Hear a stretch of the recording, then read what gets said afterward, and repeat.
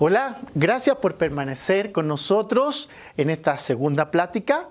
Mi mascota ya no ve como antes. Esto es un desafío, ¿eh? Esto es un desafío cuando el dueño dice, parece que no ve bien. Cuando choca, eso ya es más fácil para nosotros, porque la visión es consciente. Saber cuánto ves, cuánto no ves, es consciente, ¿ya? El oftalmólogo, cuando tú vas al oftalmólogo, coloca la tabla de SLEM, esta tabla que tiene letras, y tú tienes que ver la línea 20-20, ¿no es cierto?, la sexta línea, y te dice que vayas leyendo.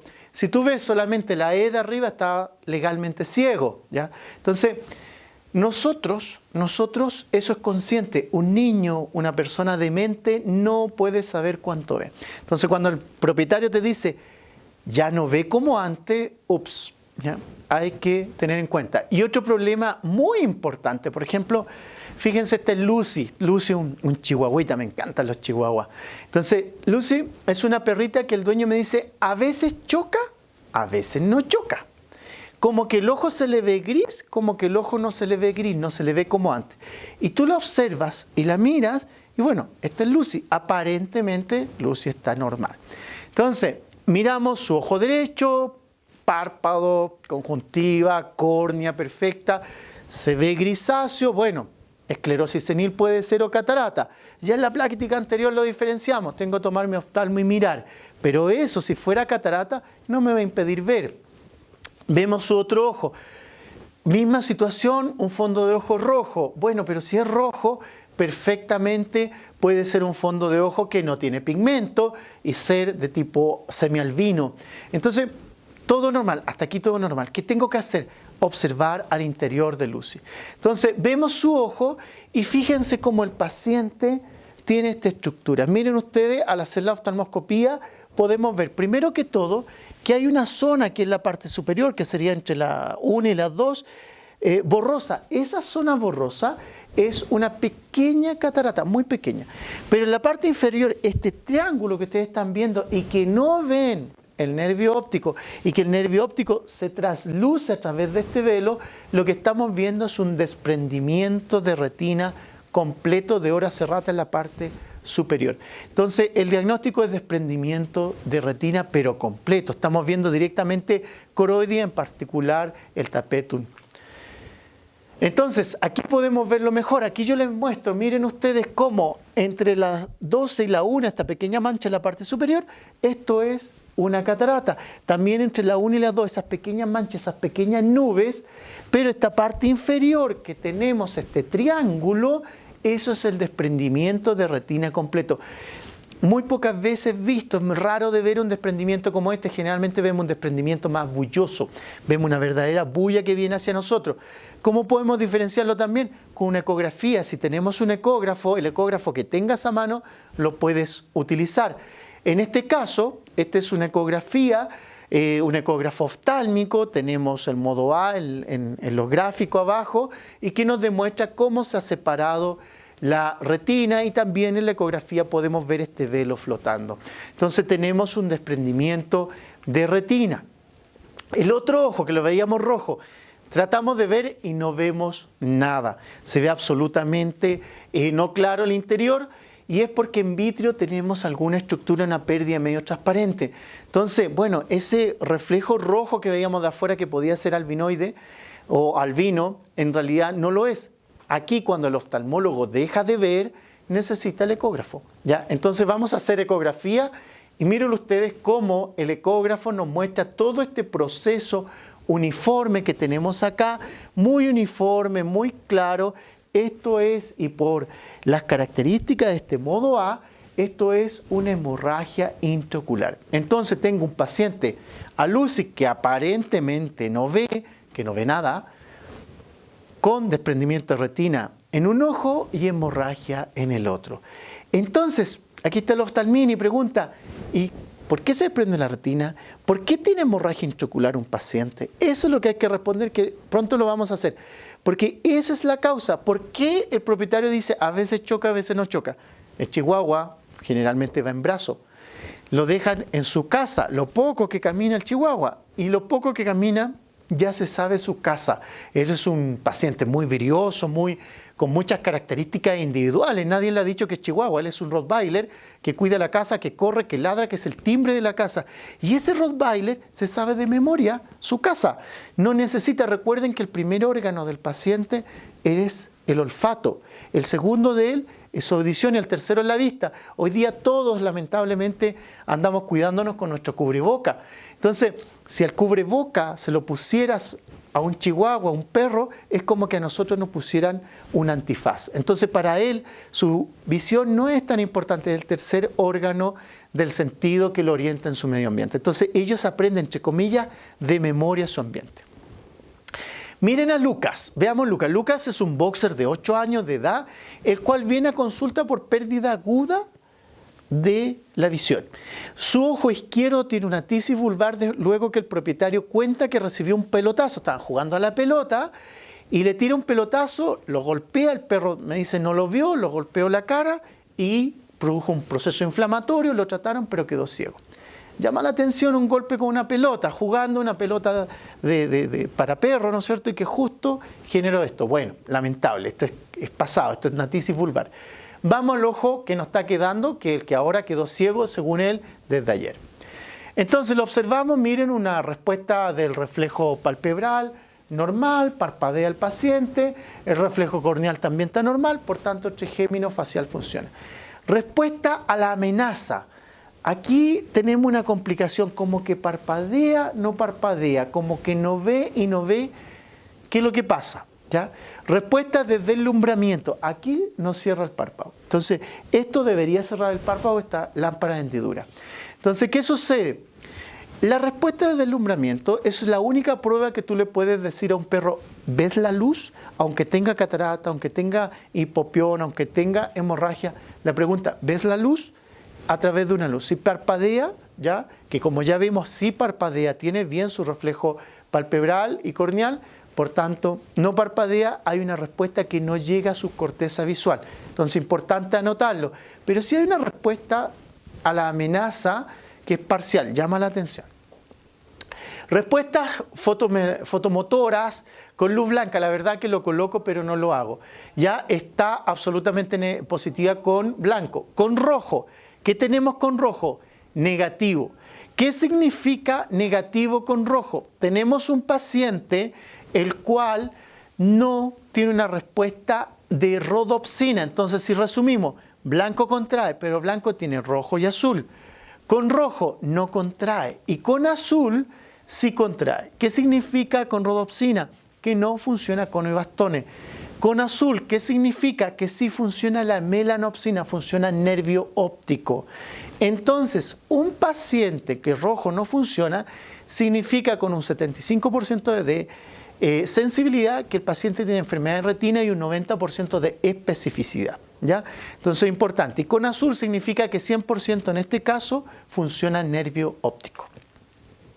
Entonces recuerden siempre, conos y bastones en los reflejos pupilares cromáticos, ya funciona retina. Y azul, nervio óptico, que son las células ganglionarias de la retina, la melanopsina. Eso nos ayuda mucho en la clínica. Entonces, paso siguiente en Lucas, ¿qué tenemos que hacer?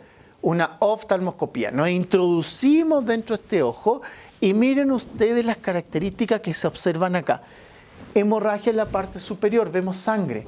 Hacia los lados podemos ver una bulla y el nervio óptico en la parte central. Entonces, ¿qué tenemos acá? Un desprendimiento no total de retina, sino que en las partes laterales podemos observarlo y su nervio óptico. Entonces, en esa parte, la parte superior, todavía tenemos acá retina funcional con hemorragia y tenemos desprendimiento de retina bilateral. O sea, un caso similar al caso anterior. La pregunta es, ¿por qué tiene desprendimiento de retina? ¿Por qué hay hemorragia a nivel de retina? Ya lo vamos a ver. Veamos un tercer caso. Fíjense, aquí se ve mucho mejor la hemorragia y el desprendimiento. Vamos a ver un tercer caso. Este es Araceli. Araceli es una gatita de 12 años que viene a consulta por conjuntivitis en su ojo izquierdo. ¿Ya? Entonces viene a consulta, pero si ustedes ven, y esto es muy sutil, uno le pregunta al dueño, ¿choca? y el dueño de un gato generalmente te dice no. ¿Por qué no? Porque ellos tienen vibrisas. ¿Cuáles son las vibrisas? Los bigotes y todos los pelos táctiles de la cara. Entonces estos pelos táctiles, estas vibrisas, les permiten orientarse. De hecho, en el campo, en los ranchos, en Chile, tú dices que si le cortas los bigotes a un gato, queda ciego. ¿Y por qué? Porque ellos calculan distancias con sus vibrisas. Entonces los gatos, habitualmente pelo largo, caminan por la casa como si nada y son ciegos. Entonces, en este caso hay una pequeña diferencia de tamaño pupilar, muy sutil. No importa, vamos a hacer examen oftálmico. Entonces, aquí está la respuesta con blanco. Fíjense, si hay una respuesta del paciente, y aquí está con rojo, absolutamente negativa, y con azul, positiva. Volvemos al caso anterior de Lucas. ¿Qué significa? Que tengo una afección de retina. Paso siguiente. Tengo que ir al fondo de ojo y observarlo. Y mírenlo ustedes como nuevamente, igual que Lucas, tengo un paciente con desprendimiento de retina bulloso. Entonces, hemos visto 3 casos que tenemos ahora que analizar. 3 casos como en Araceli, como el que vemos acá, con un edema, con un desprendimiento de retina. La pregunta es, ¿por qué mis pacientes que he visto, los 3, el chihuahua, el boxer y mi gato, tienen desprendimiento de retina y tienen hemorragia? ¿Cuál fue la causa? Entonces, debemos hacer exámenes complementarios y revisar en los desprendimientos de retina si es bulloso, si hay sangre, si hay un proceso inflamatorio, si hay una neoplasia intraocular, ¿ya? Si hay algo que justifique en retina o en órbita el desprendimiento de retina. En este caso no lo hay en Araceli. Entonces, ¿cuál es el punto clave? Y aquí tómenle captura de pantalla a esta imagen que les he resumido. ¿Cuál es el punto clave? ¿Cuáles son las causas por un desprendimiento de retina? Aquí se las listo, ¿ya? Y yo les diría que básicamente las 3 primeras. El paciente tiene una hipertensión arterial sistémica, es hipertenso como yo, ¿ya? Tiene coriorretinitis, eso sí no lo tengo. Tiene un síndrome de hiperviscosidad. ¿Qué quiere decir eso? Tiene un aumento de las globulinas. Las proteínas plasmáticas totales en el libro te dicen sobre 10. En la práctica yo te digo sobre 8.9. ¿Ya? De 8.9 hacia arriba he tenido desprendimiento de retina. ¿Y cuáles son las principales causas? Si es gato, leucemia. Si es perro, erliquia. ¿Ya? Si tiene una neoplasia, ¿ya? Tendrá un linfoma dando vuelta, ¿ya? Entonces, aumento de globulinas, ¿ya? Después la degeneración de retina va a estar en antecedente de las enfermedades crónicas, las alteraciones congénitas, viene desde el nacimiento, neoplasia, para eso la ecografía anterior. Debo descartar neoplasias locales y sistémicas, ¿ya? Trauma, va a estar el antecedente. Todos hemos visto cuando a alguien le agrede en el ojo, ¿no es cierto? Un hombre que se cayó por las escaleras, que uno siempre dice se cayó por las escaleras, por no hablar mal de la señora. Entonces nos genera un ojo negro, ¿ya? Y vamos a tener un trauma. Para que tenga un desprendimiento de retina, tengo que tener estructuras aledañas afectadas. Entonces, volvamos a mi niña. Como les dije, las 3 primeras. Síndrome de hiperviscosidad, coriorretinitis, hipertensión arterial sistémica. Y bueno, aquí le hemos hecho a Lucy nuestra presión arterial sistémica, ¿no es cierto? Y la presión sistólica está en 189. Sobre 180 ya es tipo 4, es gravísima, y la justificación para que Lucy tenga un paciente, tenga esta enfermedad, va a ser, ¿no es cierto?, la causa del desprendimiento de retina. Ahora, siempre vamos a ver un hematocrito, y en particular, fíjense ustedes, Lucy tiene 26% de volumen globular, ¿ya? Un nitrógeno ureico que está en 180 y una creatinina que está en 4.5. O sea, el paciente tiene una insuficiencia renal crónica con una hipertensión, ¿ya?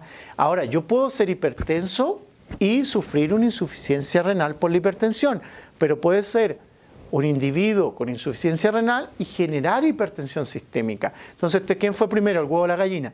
En este caso le atribuimos todo al riñón porque no hay otro tipo de alteración que lo esté afectando, y finalmente porque el paciente presenta, ¿no es cierto?, una anemia con azotemia, ¿no es cierto?, e hipertensión. Entonces vamos a tener que tratar que Lucy viene por una cosa todavía sin signología médica ¿ya? Todavía está compensada. Entonces vamos a tener que tratar la enfermedad renal y obviamente, lamentablemente, los ojos está ciega, ¿ya? Pero debo tratar todo lo que va a significar para mí en la clínica, pasarlo a medicina interna y que le prolonguen la vida a esta añosa, ¿no es cierto?, y buen chihuahuita. Entonces, seguimos. Lucas, volvimos a medir presión arterial. Cuando yo tengo un desprendimiento de retina, les vuelvo a recordar, perdón lo insistente, hipertensión arterial, corioretinitis, síndrome de hiperviscosidad. ¿Qué es lo que tengo yo en mi consulta fuera de mi equipo oftálmico? Mi medidor de presión arterial. Y aquí los cardiólogos pueden elegir uno, pueden elegir otro. Yo en lo personal siempre digo lo mismo, el que tengas a mano. ¿Por qué motivo? Porque yo busco hipertensiones extremas sobre grado 4, sobre 180. Lucas, 210 de presión arterial. Entonces, ¿qué pasa? Proteínas totales, 9.4 gramos por decilitro. Eso es lo importante de la bioquímica. Entonces, 9.4 gramos por decilitro. ¿Cuál es la principal causa de eso? Síndrome de hiperviscosidad. Y un síndrome de hiperviscosidad está asociado a aumento de globulinas, ¿no es cierto? Y eso en un boxer añoso, ¿qué nos indica? Cáncer. Entonces nos vamos a ecografía abdominal, nos vamos a radiografía de tórax.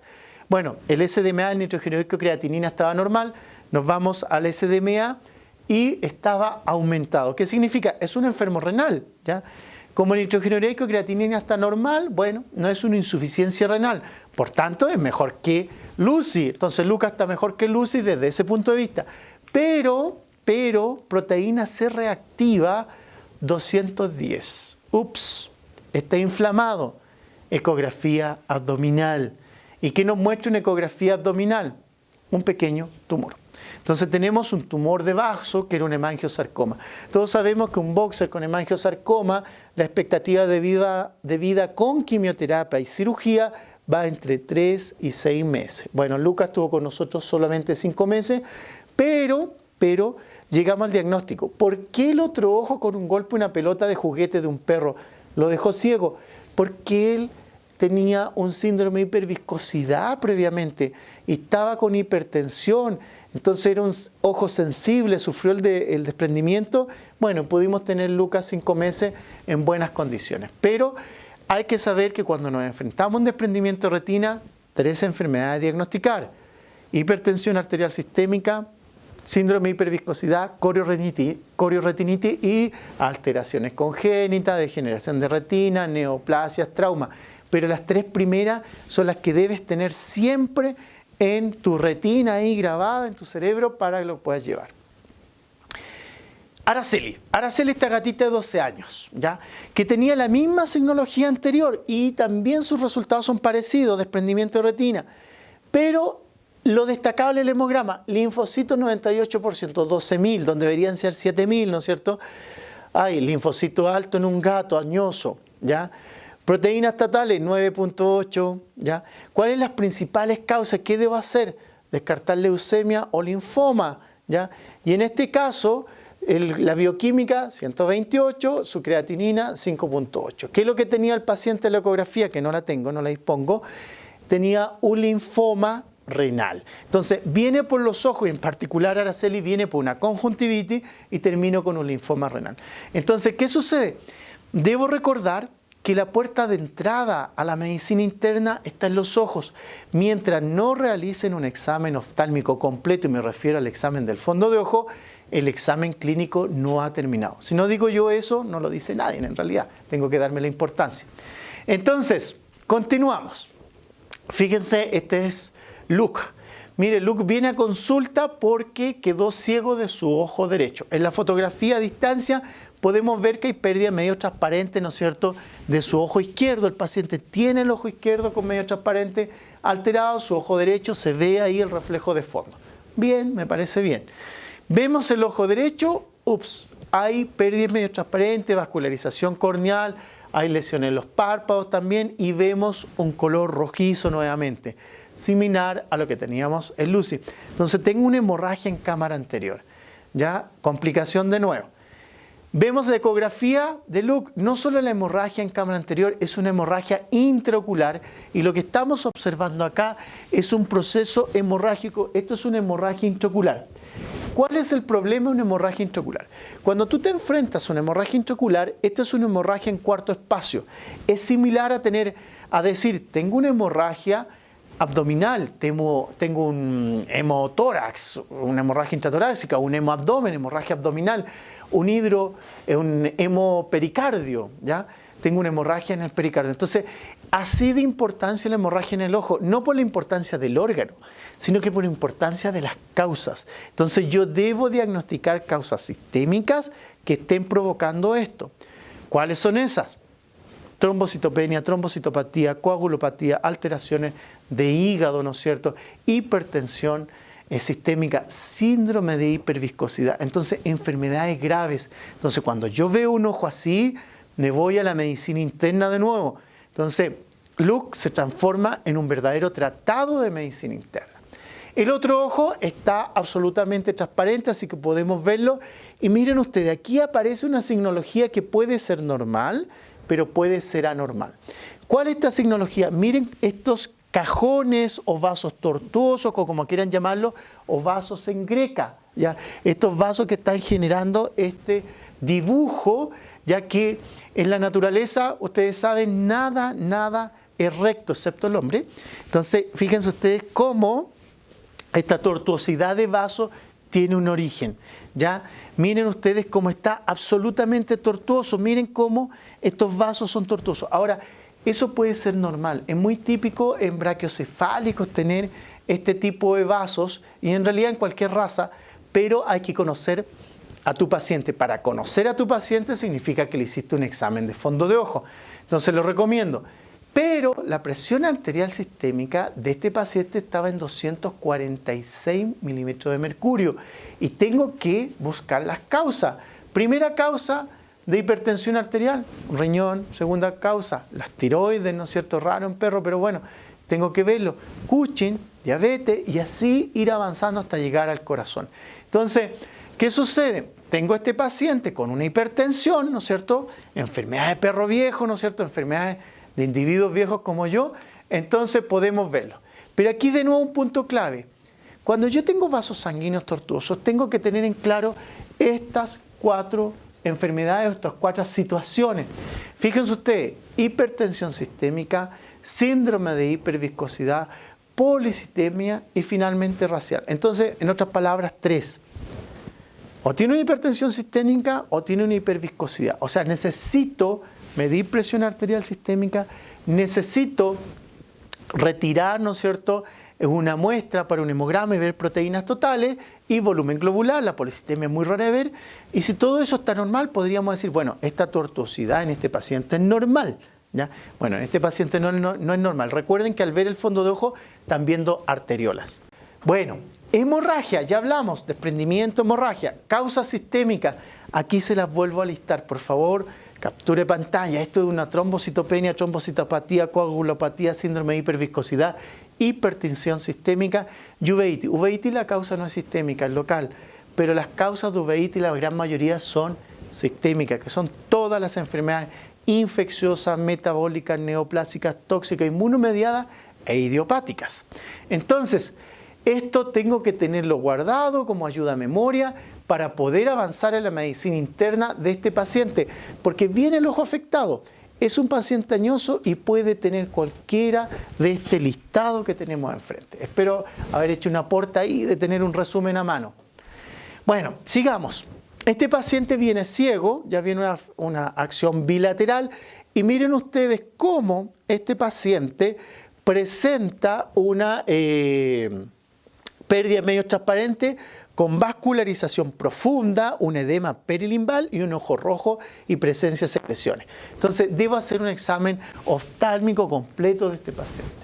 Su otro ojo, tiene un verdadero coágulo en la parte central, aparte de todo lo anterior. Entonces, esto que tengo acá, nuevamente es un libro, es un tratado de medicina interna y debo revisar, ¿ya? Al hacer la ecografía del paciente tiene un desprendimiento de retina similar a lo anterior. Entonces, miren ustedes como aquí claramente se ve la separación en el modo A. No vamos a entrar en detalle una ecografía.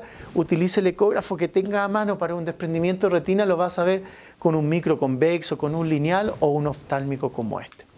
Entonces, fíjense ustedes, en movimiento, aquí podemos ver cómo se forma esta pequeña desprendimiento de retina, donde lo importante es seguir esta banda y que se una al nervio óptico, que es el punto de menor ecogenicidad de la órbita. Entonces, vemos esto, se fija en la bandita esta que llega acá al punto menor ecogenicidad. Si toca atrás desprendimiento de retina, si no toca puede ser un desprendimiento vítreo, puede ser una membrana ciclítica, un proceso inflamatorio. Entonces, debo tenerlo en cuenta. Bueno, ¿qué hicimos? La ayuda de Dios. ¿Ya? ¿Quién es la ayuda de Dios? En este caso, Diosa, que es Blanquita, ¿ya? No es mi patóloga, la doctora Aranda, ¿no es cierto? Tomé una punción de linfonódulo, lo mando a patología y como ella me dice, diagnóstico sugerente a una neoplasia de origen linfocítico.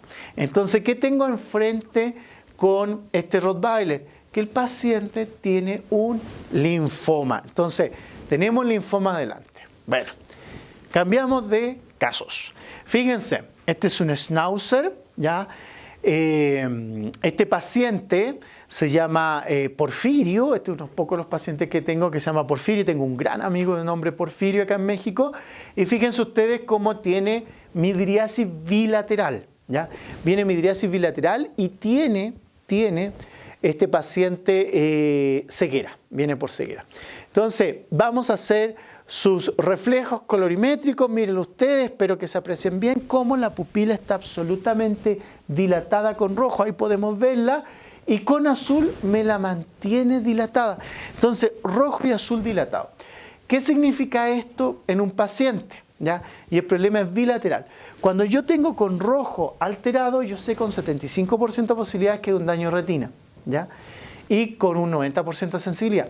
Pero cuando es con azul, tiene directamente relación con nervio óptico, 100% específico para nervio óptico y 98% sensible para nervio óptico.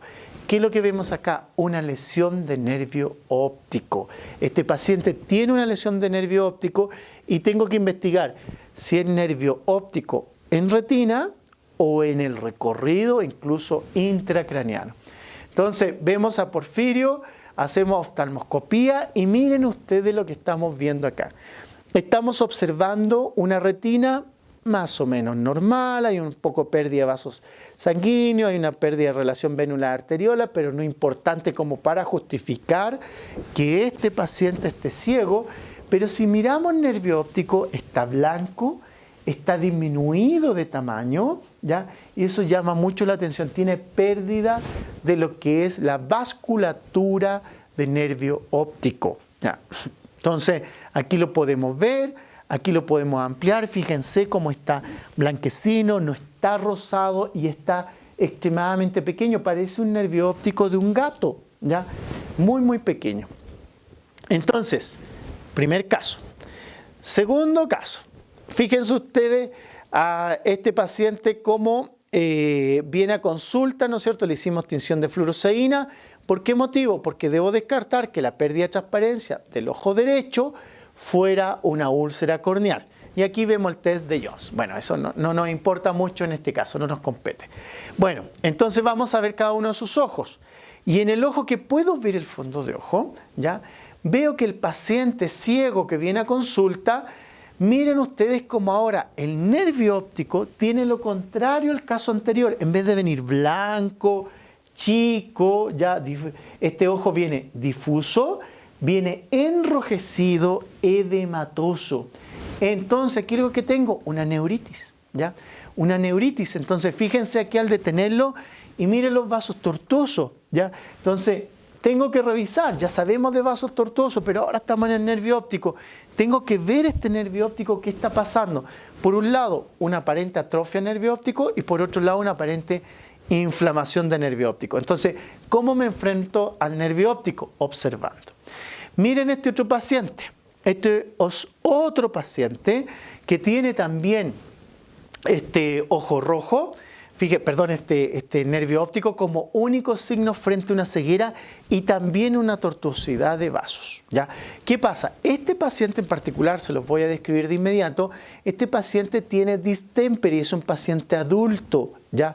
Y la tortuosidad es por la hiperglobulinemia que tiene un aumento de la globulina y es positivo a distemper. Este es un paciente con distemper. Acá en León me encuentro mucho distemper.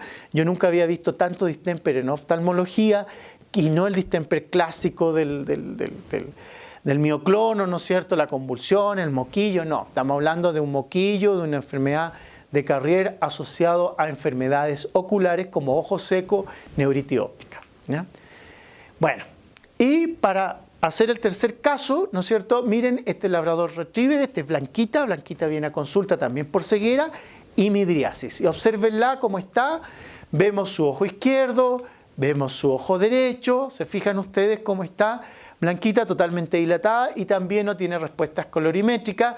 Y cuando vemos el fondo de ojo, nos encontramos con un edema mayor, pero que también tiene hemorragias a nivel de retina, ¿ya? Esto es similar a los dos anteriores, pero más extensivo. ¿Se acuerdan que tenemos que tener en cuenta cuáles son las causas de hemorragia intraocular? Bueno, ahora hay que tener en cuenta las causas de hemorragia de retina en particular, ¿ya? Fíjense ustedes el gran edema de nervio óptico y la hemorragia. En este caso en particular, se los digo desde ya, este es Ehrlichia positivo. Esto es una paciente con erliquiosis y una erliquiosis que no se ha manifestado sistémicamente, sino que a nivel de ojo. Mi paciente no ve bien y son pacientes añosos. Entonces, punto clave de nuevo, tomen captura de pantalla de estas imágenes. Mire usted, neuritis óptica, puede ser idiopática. La más común, meningoencefalitis granulomatosa. Puede estar asociada a enfermedades de retina como la que acabamos de ver en Blanquita, que es asociada a lo que es Ehrlichia, ¿ya? Tóxica, muy raro de ver, ¿ya? En ivermectina la vemos en forma pasajera. Cuando llega a oftalmología podemos tomar fotografía, pero cuando no llega, bueno, solamente nos cuenta que la ivermectina tuvo un proceso de ceguera, ¿ya? De ceguera, pero ese proceso de ceguera, ¿no es cierto?, fue momentáneo.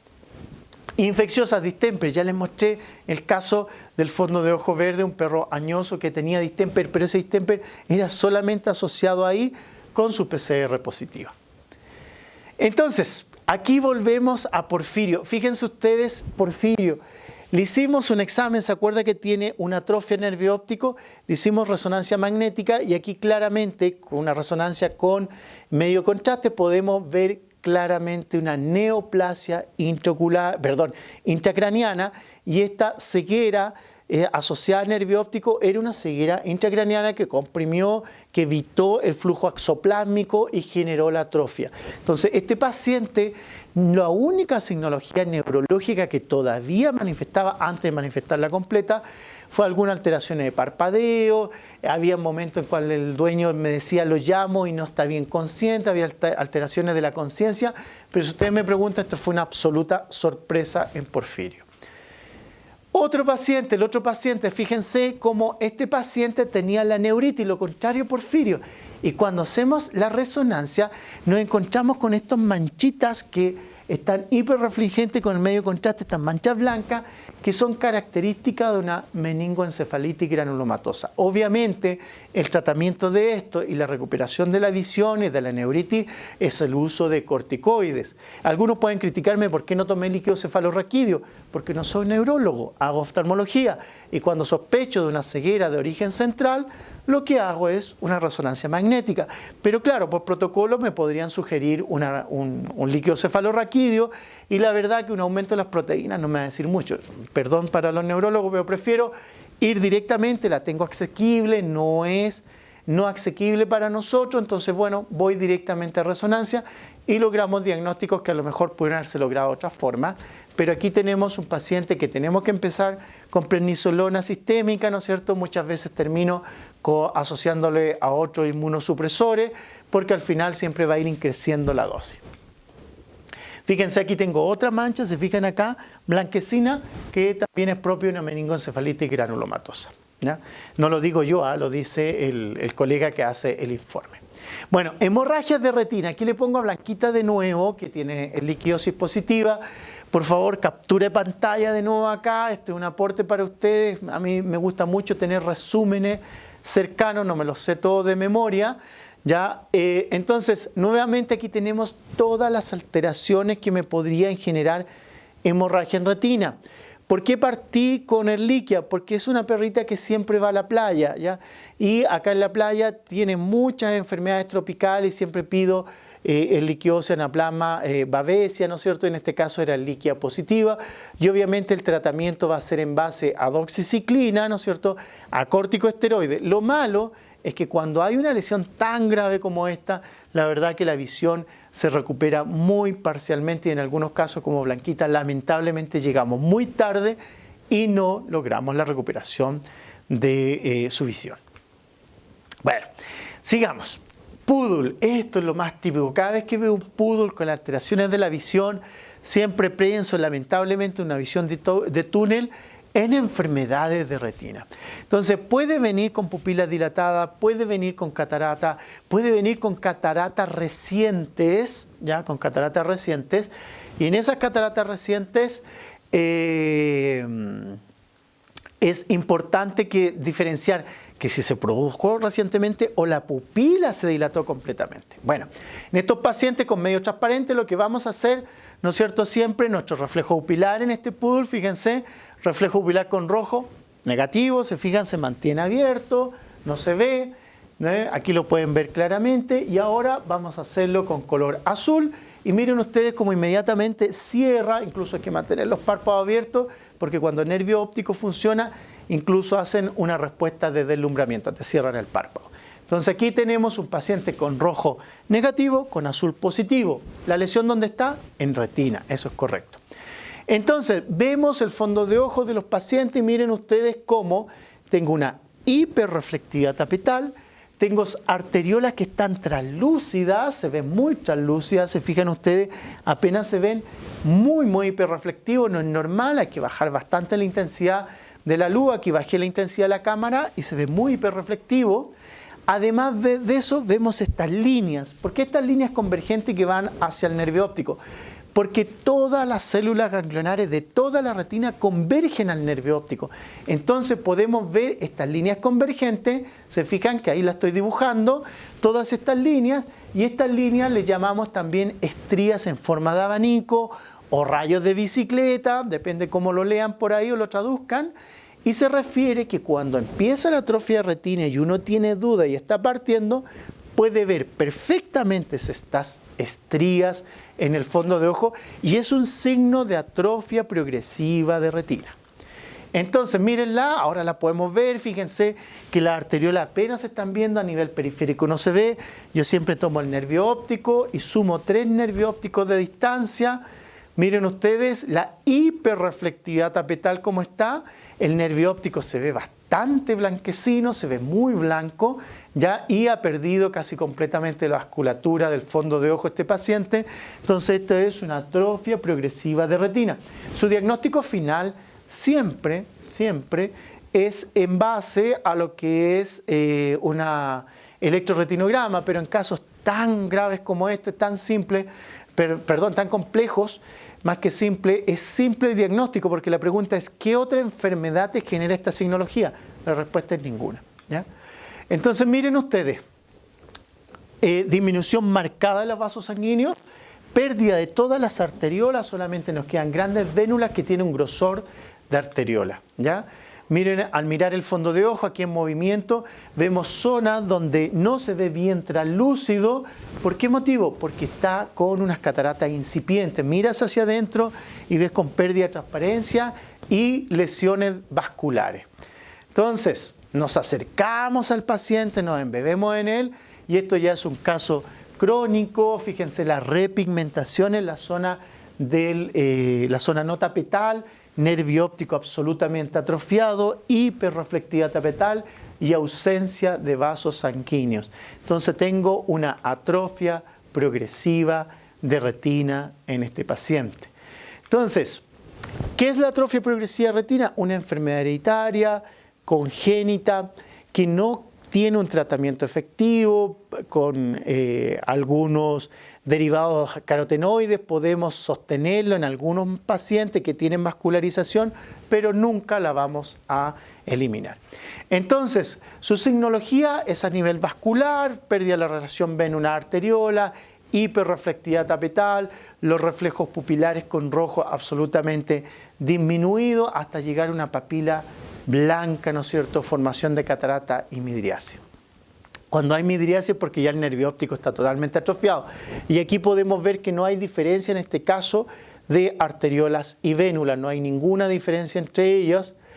Y los pacientes vienen así, muchas veces con catarata en un ojo, sin catarata en el otro.